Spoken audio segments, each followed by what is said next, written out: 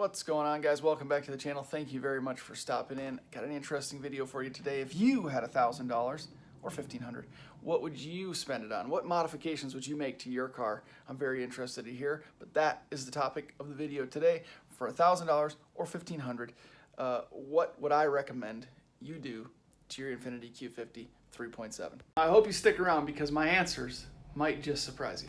If you haven't been following along, although I wish you would, I've done a number of different things to this 2015 Q50, from wheels and tires to suspension to intake stuff to full exhaust and tune. The whole 9 yards has pretty much been done to this car. So what I want to do today is give you my opinion in terms of what the best way to spend $1,500. I started out with $1,000, but let's say $1,500 to keep it fun. The best way to spend $1,500 on this Q50 would be to get you the best or the most bang for your buck. Now, because we are somewhat limited in terms of the amount of power we can make with this Q37 without going forced induction, bang for your buck is a really important concept in my opinion. So that's the goal of this video, is to give you those modifications in that $1,000 to $1,500 range that are really going to help you maximize the performance of your car without breaking the bank. Let's get started right away. Right now, you can go to Concept Z Performance and find yourself a set of Hotchkiss sway bars for under $500. I think they're right at $400 right now.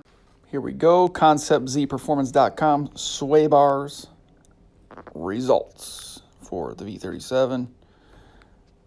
Hotchkiss, 22449 is the part number for both front and rear, $395 total. I would snatch those suckers up and install them. Easy to install, huge difference. You can immediately feel the change in handling your vehicle. I did include the Hotchkiss sway bars in my last video about my top 5 favorite modifications to this car, and I did so for a reason. It really did have a huge impact that I could feel, like I said, right away. With just installing the rear sway bar, I could tell a major difference, but once I put that front one in, the car felt like a whole different animal, even on the street, but in the mountains especially, the car just felt in much more control, and it is a pleasure to drive because of these sway bars. Now, once you got those bad boys ordered, I would head over to Redline 360 Performance and get yourself a set of Tane S-Tech lowering springs. They're going to drop the car about 1.25 inches or so. If you want to do what everybody else does, go ahead and get some RSR downs, but coupling a nice set of lowering springs with some sway bars is going to give your car a whole nother dimension of handling capability. As I said, the Hotchkiss sway bars are going to really make a huge difference in how the car handles overall. But when you pair them with a set of Tane S-Tech lowering springs from Redline360.com, the difference that they make is going to be massive. I mean, it's going to really improve your overall driving experience. These Q50s are big, heavy cars, and they have a lot of body roll from the factory with the factory setup. So when you lower the center of gravity with these lowering springs and you pair them with the sway bars, it's going to be unbelievable how much better the car handles. I love driving this thing in the mountains and in the twisty roads. For a big 3,600-pound car, it handles like a dream. I personally like the Tane S-Techs. They're a high-quality spring for a really good price. They're right at about $200. The RSR downs are about $300, so not a major difference there. But I do like the level of drop that the Tanes provide over the RSRs. But it's just personal preference, really. All right, so with lowering springs and sway bars, we've spent about $600 to $700 or so. So what would I do next? The next thing, you know what I would do? I would get a nice upgraded set of drop-in filters. No need to go crazy with the intakes. The cars don't really respond to them all that well anyway. Drop-in filters are going to get you a nice bit of throttle response. I prefer the AFE dry filters. Just go to afepower.com and take a look at their dry filters. Just go in the filter section, and search Q50, and you'll come up with a couple of different options, including the really expensive Takeda intakes, which are $400, $450 or so. No need to go that route. We've talked about that in previous videos. There are a couple options, oiled and dry. I prefer dry, like I said. You don't want to worry about that oil gumming up your MAF, your MAF sensors. Some people have experienced that issue with the K&N oiled filters. I was happy to find the AFE dry version here. Quality stuff. But it's going to get you a nice bit of throttle response. It gets you a little engine noise. I know some people go crazy about that stuff. But more importantly, the throttle response is going to be what you notice. Those I should say, are about $100 for a set. So now we're up to about $800. Now this next suggestion should not be a surprise to you, but it is going to push you up over that $1,000 point, and I would say this is probably one of, if not the most important change you can make to your car, especially if you're still rocking the factory run flats. You're going to need a new set of tires. Certainly prices can vary with tires because, as you know, there are many different size combinations that you could potentially get. There are a bunch of different brands available.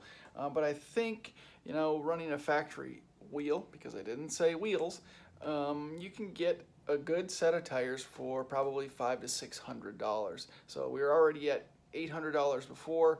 Throw in a set of $500 or $600 tires, it's going to jump you up to $1,300.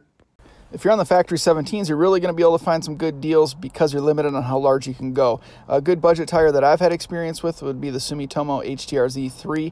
Really solid tire for the price, well under $150, $130, so it's going to keep you under that $600 point for the set.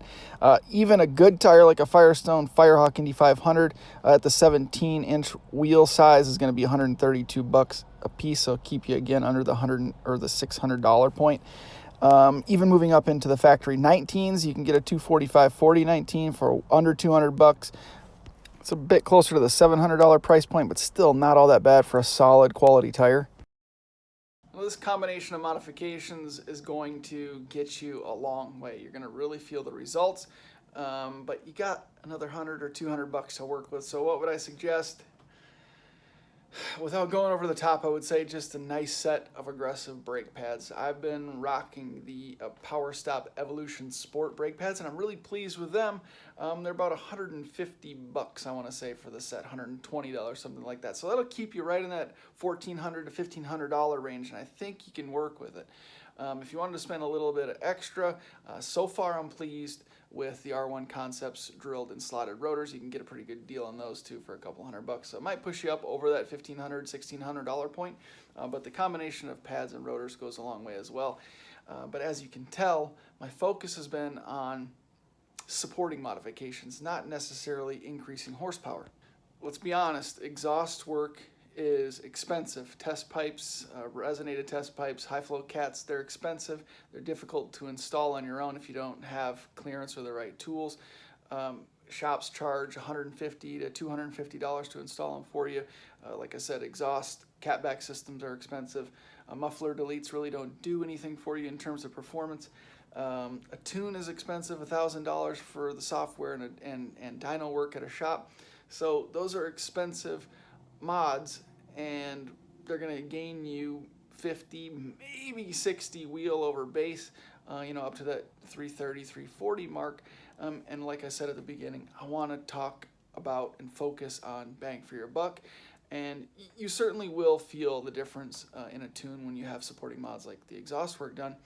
You're going to feel the more snappy accelerator. You're going to feel the faster acceleration. You're going to feel that extra torque and that extra horsepower up top. But is it worth it if you're not putting the power to the ground and if your car doesn't handle very well? Not really, right? So my suggestion for spending $1,000 to $1,500 would be what I said: tires, sway bars, lowering springs, some drop-in filters to get you a little better throttle response, and a little bit of a brake upgrade. It's going to make a huge difference in how the car handles. And even if you're only making 285, 290 to the wheel, the factory tune, and no changes to your exhaust setup, the car is going to feel really nimble, and it's going to be a lot of fun to drive. Listen, factory exhaust really doesn't sound that bad.